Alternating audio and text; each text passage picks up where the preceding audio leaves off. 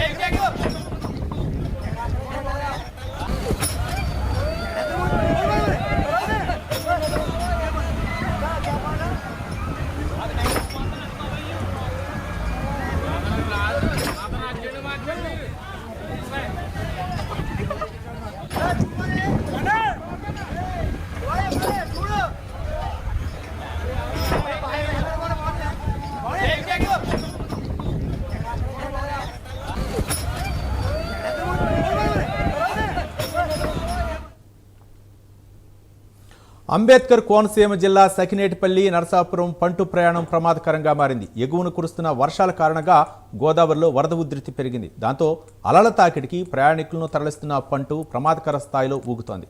Life జాకెట్లు కూడా లేకపోవడంతో ప్రాణాలు అరిచేతిలో పెట్టుకుని వెళ్తున్నామని స్థానికులు చెబుతున్నారు. లైఫ్ జాకెట్లు లేకపోవడం, పరిమితికి మించి జనాలను ఎక్కించడంతో ప్రయాణికులు ఆందోళన వ్యక్తం చేస్తున్నారు.